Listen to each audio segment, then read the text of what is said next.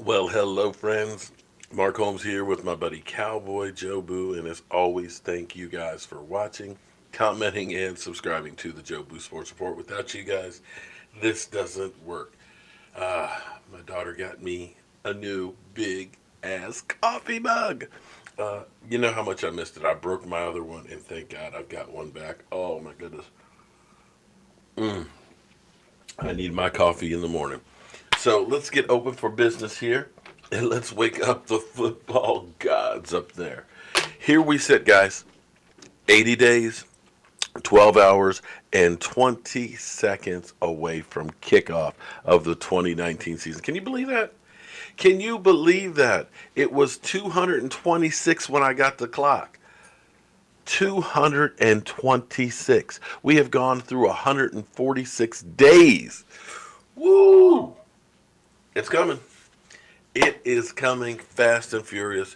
This is that time right now, and I'm so happy, guys. I'm so happy to be back behind my desk here. I missed this. It actually took me yesterday just to get used to sitting back here again.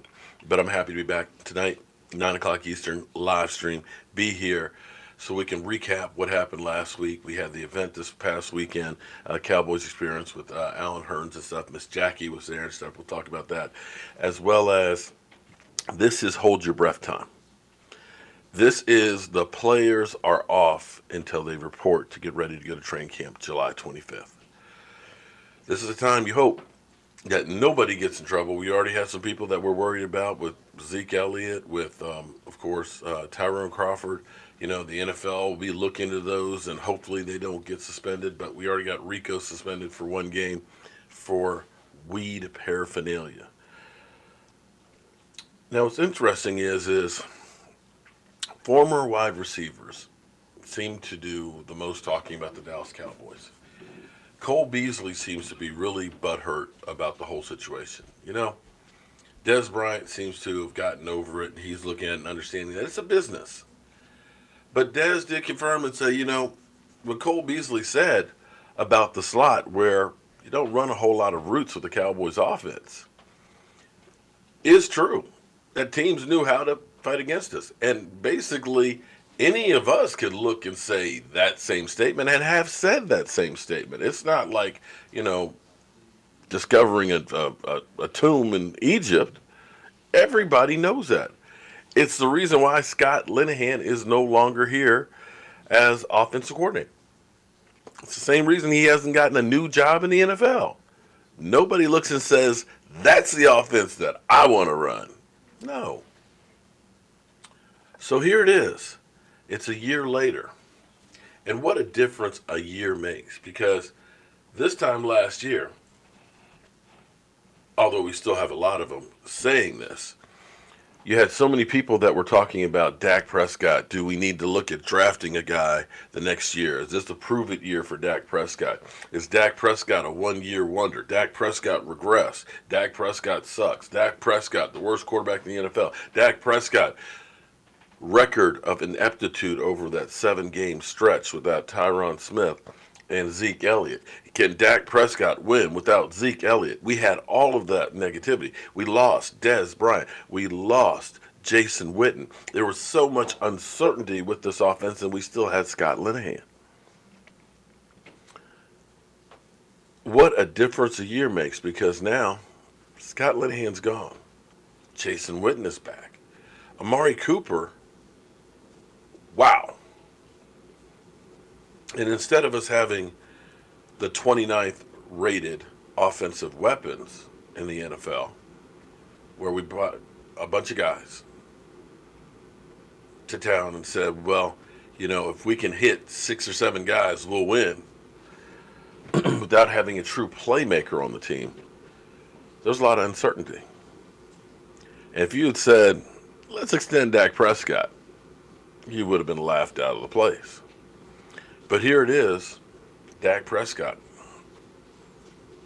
having $34 million were being reported, contract counter offer.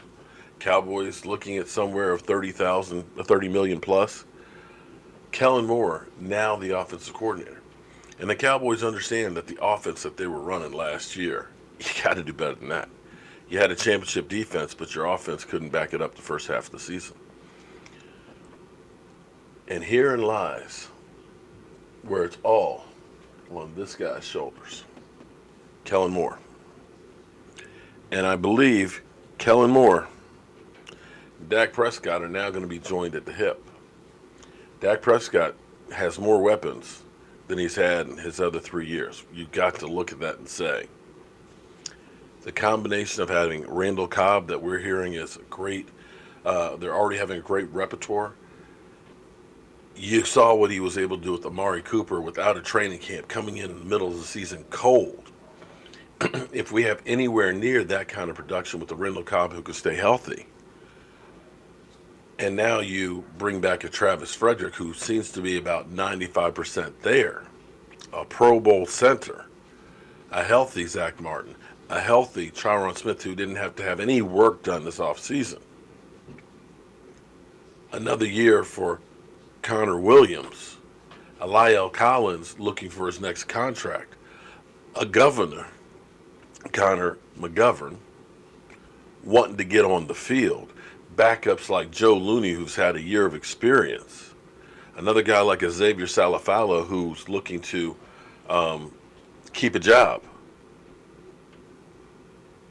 You've got what could be an offensive line that was as good as 2016 with better offensive weapons and a maturer quarterback who's definitely more confident. To me, it looks like Dak has slimmed up a little bit, seems a little sleeker, seems like the arm and the motion and stuff seems to be that much better.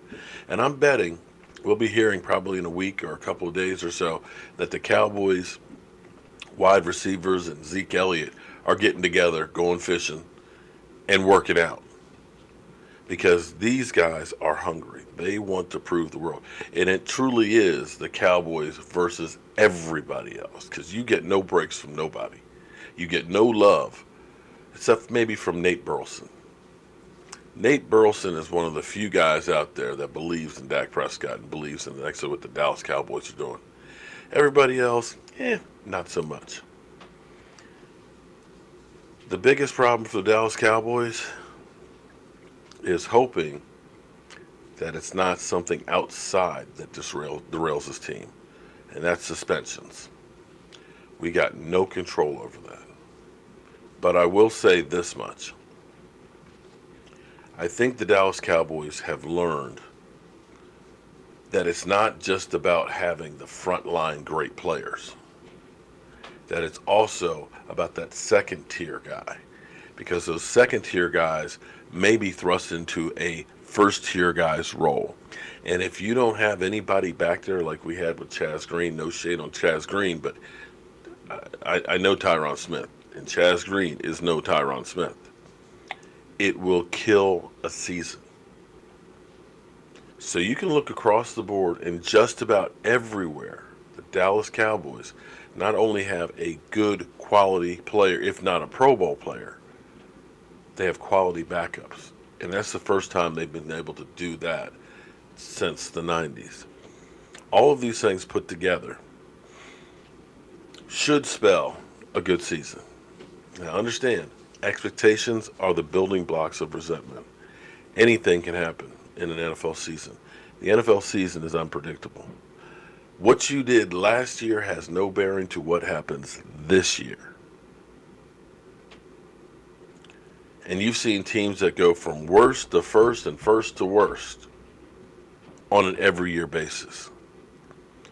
With that being said, when I look at the makeup of this team, when I look at the youth on it, when I look at the comfort level of the players in the systems, now I look at the new infusion of an offense where everybody is excited about what they're doing. You can't honestly say that last year that everybody was excited about that offense going into the season. We'll have to wait and see how it all works out, but the Cowboys are definitely headed in the right direction. They've done a hell of a lot of work this offseason in bringing in players that will fit the bill and fit the identity of the Dallas Cowboys. We'll just wait and see how it all meshes together. But we'll find out in some 80 days from now. I'm Mark Holmes, and well, I got to go get to my day job. I'll see you soon.